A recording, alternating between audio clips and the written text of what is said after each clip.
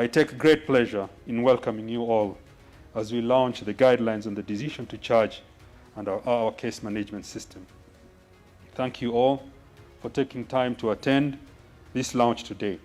It is always a privilege to congregate together with such faithful and dedicated stewards serving to create a more efficient and effective criminal justice system.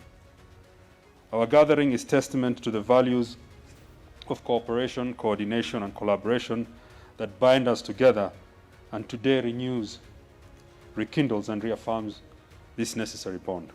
The guidelines document the steps to ensure fairness, consistency, transparency, and accountability in the decision-making process, and that they are applied equally and fairly to bolster public confidence in the administration of justice.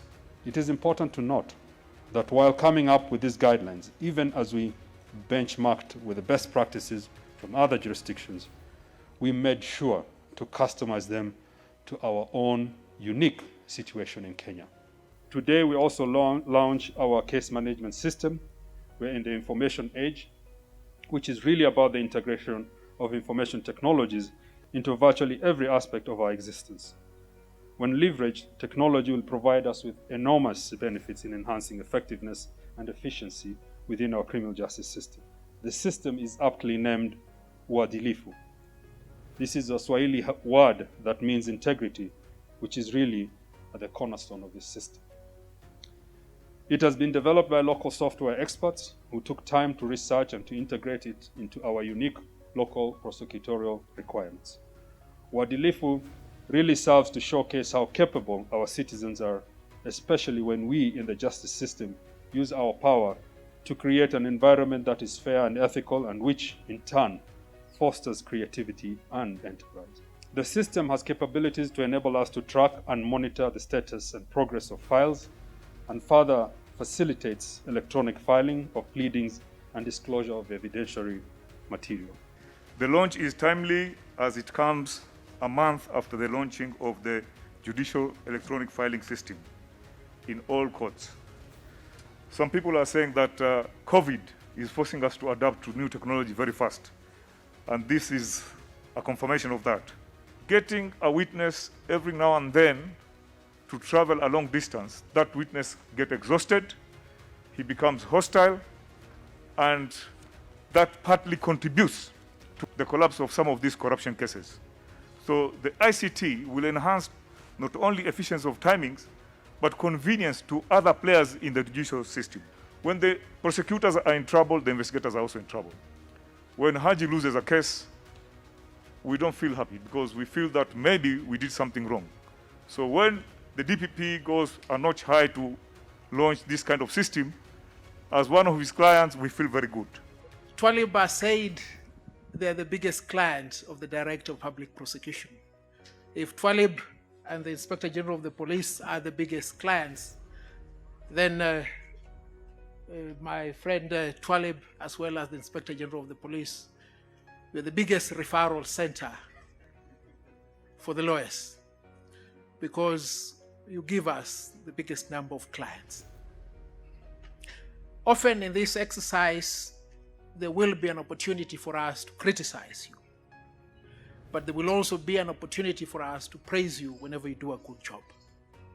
And this is one opportunity for us, as the Law Society of Kenya, to praise the Office of the Director of Public Prosecution for the great milestone that you have undertaken to come up with guidelines, case management, in order to determine the decision to prosecute, in order to determine the progression of the cases you present in court. Once upon a time, a story will be told. We've sent a signal to the investigating officer in Garissa. We're yet to receive a response. Your Honor, I do not have the police file.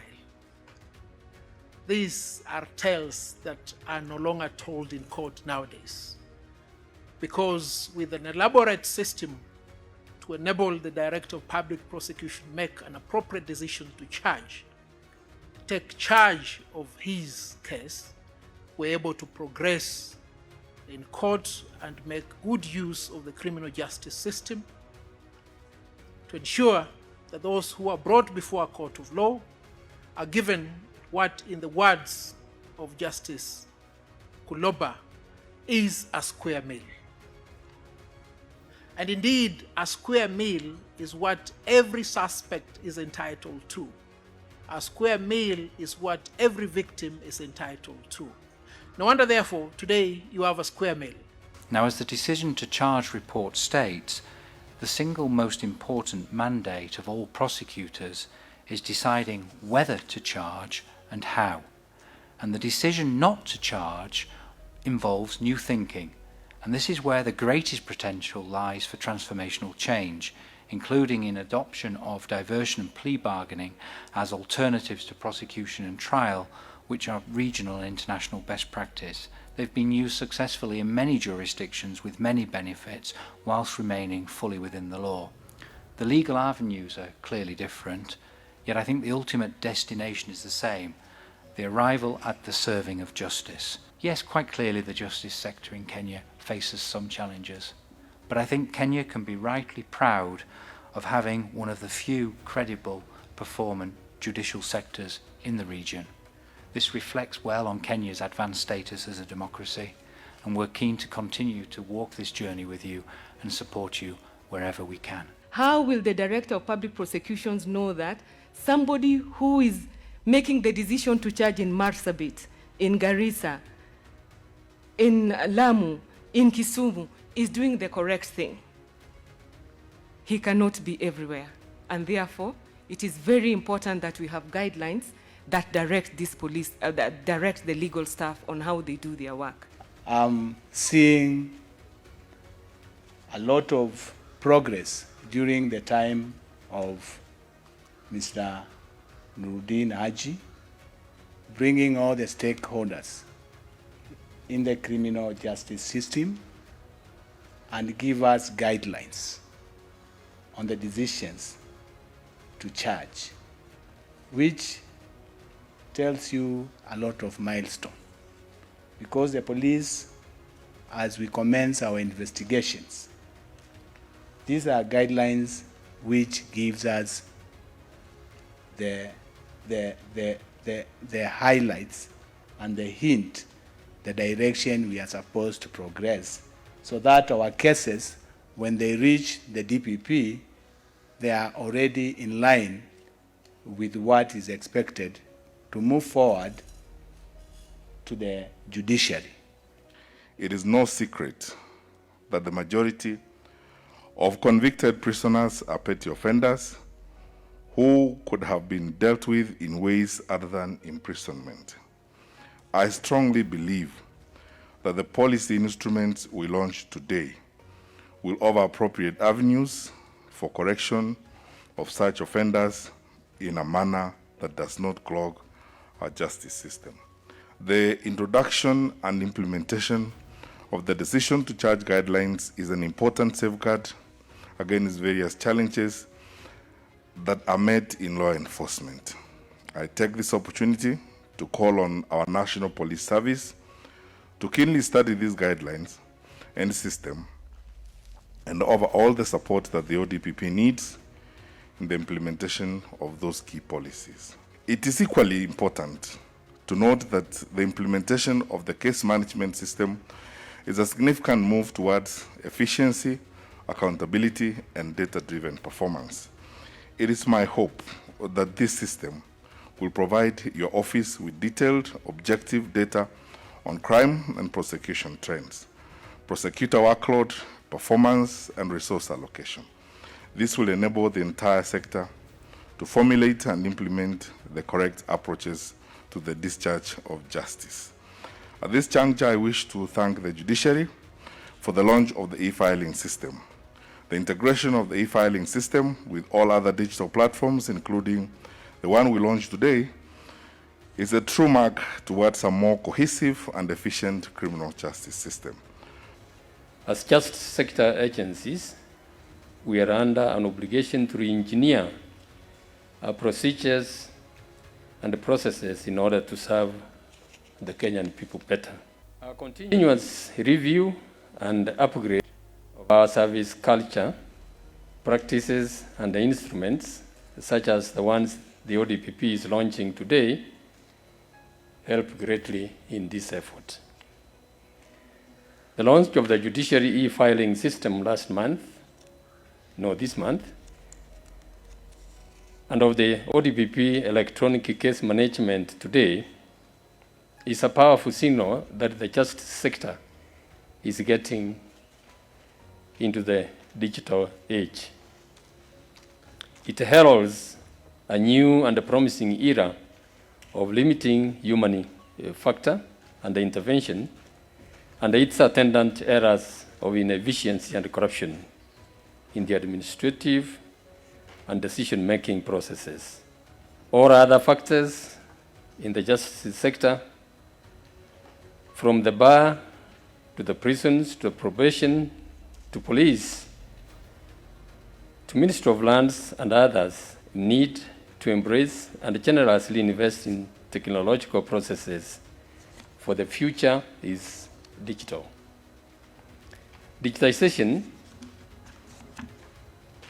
is going to be the new normal in the administration of justice, and a rapid culture change and mental shift is imperative. We are also launching the ODPP's decision to charge guidelines, which are intended to guide the prosecution in decision-making with regard to the filing of criminal cases. I want to laud the ODPP for developing these guidelines. These provisions seek to ensure that prosecutorial power is not only exercised independently, but is also exercised in a manner that promotes constitutionalism and the rule of law. This is an important step that is meant to add legitimacy to the use of prosecution powers in the country. Some of the immediate gains in the institutionalization of the decision to charge guidelines is the bringing to an end of arbitrary use of prosecution powers and the standardization and therefore legitimization of the prosecution function. Criminals don't want an efficient system.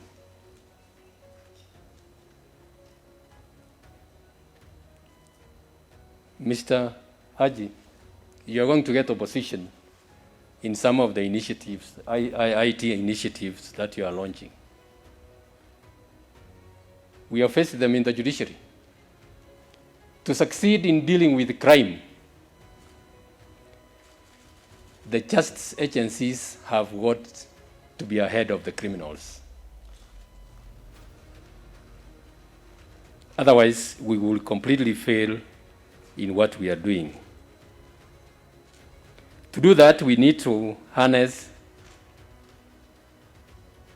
technology in the use of and in our operations. 5, 4, 3, 2, 1. Ladies and gentlemen, now we officially launch the Decision to Charge Guidelines and the Digital Case Management System. Thank you very much.